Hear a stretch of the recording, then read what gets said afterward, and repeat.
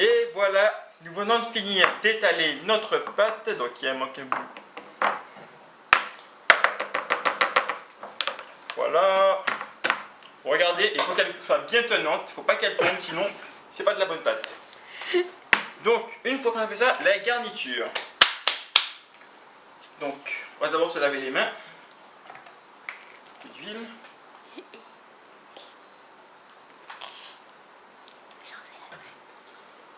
Et on vous retrouve tout de suite après mon lavage de main, après une courte page de pub. De retour sur notre plateau télé en direct de la pizza. Nous commençons maintenant la garniture. Donc nous avons notre plat à tarte bien garni. On le met sur le côté. On reprend notre bol. Il y a un peu de farine dedans. On s'en bat les couilles.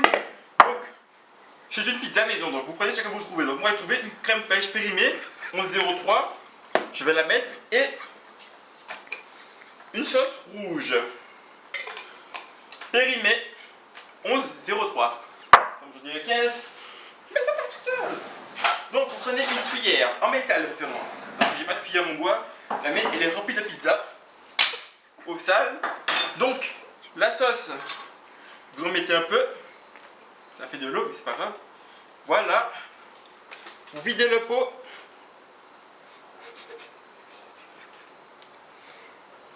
Et voilà. Il faut y a un truc qui vole, mais c'est pas grave. Donc il y a des morceaux, je sais pas si c'est normal. Et la crème plus bonne. Elle est vraiment périmée. Donc elle a une couleur normale. Le goût je ne sais pas. Du coup on met. Quitte à finir tout hein, parce que c'est périmé. Hein, il y a marqué, comme vous pouvez le voir, hein, je ne mens pas. Il y a marqué 11/03/2014. Nous sommes aujourd'hui le 15. On met, hein. Notez que je ne suis pas responsable en cas de diarrhée et constipation. J'utilise mes ingrédients. On remue le tout. Donc alors, on fait avec les extras. Donc moi j'ai prévu le coup et j'ai acheté des poivrons. Des poivrons congelés de chez Thirier. Donc j'en mets quelques-uns, hein, une poignée, ça suffit. Ensuite, 2 secondes. Et maintenant, on mélange notre mélange. Donc vous voyez, il faut que ça soit homogène comme d'habitude. Vous voyez, une fois que l'homogénéité de la pâte n'est pas à Jean-Michel, démontrer exactement, Jean-Michel, on met le tout dans la pâte. Donc je vais placer là pour que vous puissiez mieux voir. On met le tout sur la pâte. Vous voyez, on ne gaspille pas. C'est 1 minute maison. Donc n'hésitez pas à mettre tout au milieu puisque nous allons tout étaler. J'ai fait beaucoup de liaisons parce que je suis français.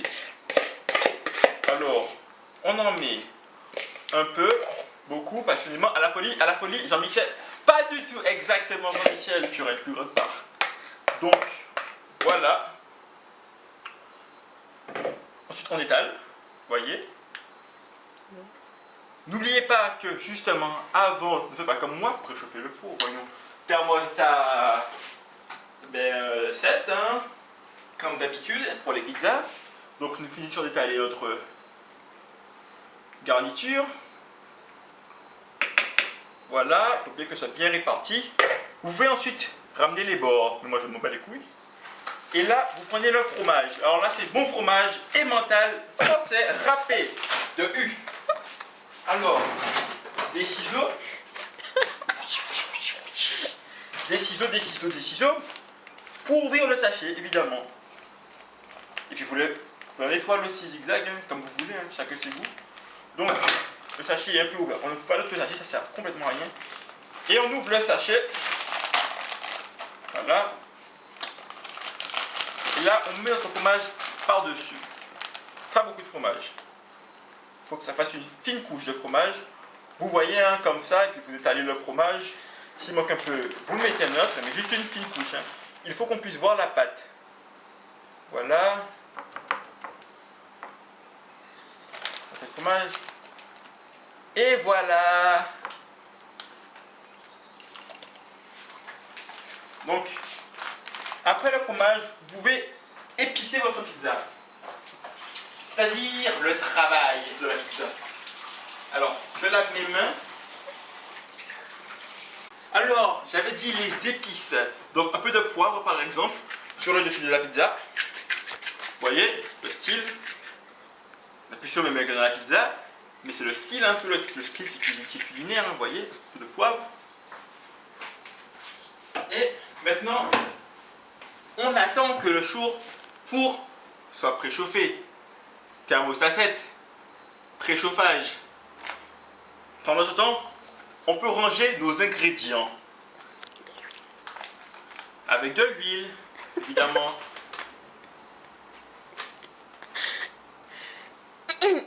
L'huile d'olive là-bas. Ah oui, avec de l'huile d'olive par exemple. Allons-y. Donc. Oh là là. Non, c'est dans tous les trucs.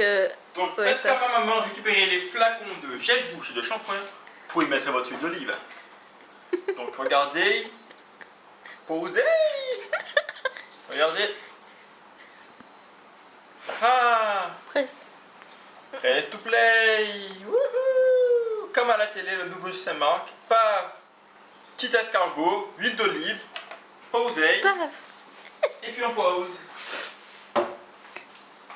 Voilà, pour les Indiens, vous écrivez si vous voulez du curry. Pour les noirs, du dombré. Et pour les blancs, du fruit à pain. Donc voilà, petite lumière éteinte. On range l'huile, important, l'huile à main. Hein. Comme on dit si bien, Ouais. l'huile à main, l'huile à deux mains. À deux mains.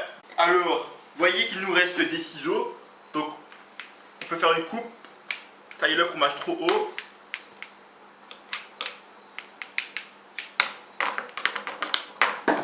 Voilà. Le pot, maman le garde. Donc, on n'oublie pas, on le met. Jean-Michel, à l'huile. Non, à l'eau. À l'eau, Jean-Michel. À l'eau. À l'eau. Nul. Donc, on met à tremper. À 180 degrés, évidemment. Donc, après le trempage, le pot que j'avais dit tout à l'heure, on n'est pas là, donc on va le jeter. Voilà, jeter. Et maintenant, nettoyer le plan de travail. Donc, on met la pizza sur le côté. On prend le chiffon qu'on aura humidifié préalablement. L'éponge qu'on aura humidifiée préalablement. Et on frotte. Donc voilà, 2 tutos en 1, comment nettoyer la cuisine après une pizza à la maison et comment faire une pizza 1 minute à la maison. Donc vous voyez, on frotte bien parce que sinon on va prendre des coups de bâton. Donc on nettoie bien. Voilà, petit nettoyage pour oseille. Hop, je suis l'éponge qui parle. Très drôle. Très drôle. Très drôle. Alors, nettoyage, on frotte bien puisque sinon il y aura des résidus de un peu de tout et n'importe quoi. Une fois l'éponge passée, l'éponge qui parle évidemment, on la pose. Et puis le chiffon magique qui nettoie tout, même le vomi. Regardez, petit chiffon. Paf. Et c'est comme si on n'avait rien fait. Aussi, n'oubliez pas de nettoyer d'ailleurs votre pizza parce qu'on sait jamais. Hein. Des fois les ravets passent en dessous et c'est pas bon. Regardez. Posez. Donc vous pouvez tester si votre pizza tombe, elle va tomber évidemment la nuit. C'est pas une pizza crampée, des artoniennes. Donc, thermostat, oh on est bien dans le thermostat. Donc, pendant ce temps, nous mettons une courte page de pub et on revient après. Et de retour après cette courte page de pub, bon, en tant que le four chauffe, ça prend un peu de temps, donc on va jouer à la Nintendo. Donc, alors, j'ai pas de jeu parce que j'ai pas d'argent. Donc on va jouer avec le studio photo. Photo. J'ai lancé l'application photo. Dans sa photo. Oh. Petite musique d'ambiance, ouais. Monnaie. Donc, on va prendre une photo de notre chef-d'œuvre avant et après. Du coup, on se place de manière excentrique. Vous voyez. On fait petite photo.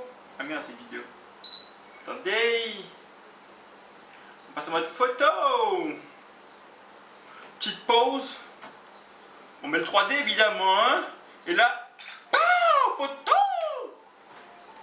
Ah si. T'es mal la photo.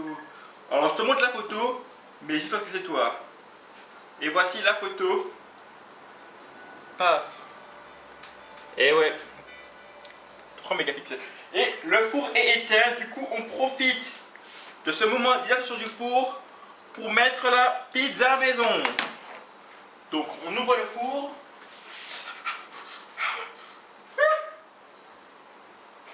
Fais pour moi s'il te plaît. C'est parce que c'est mieux pour à 2 mains de mettre le.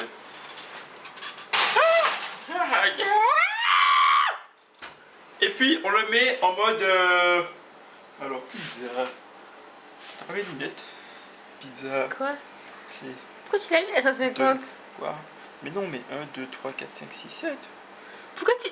On Ça met. c'est 210. On met un soul. C'est 240. Ouais, c'est pas grave. C'est deux. Ouais, mais bon, ouais. Pose mon nez. Et voilà, c'était la fin de ce tutoriel. Mais attention, c'est pas la même parce qu'on se retrouve après la cuisson de la pizza. Allez, à tout à l'heure. Tu vois, ça donne quoi?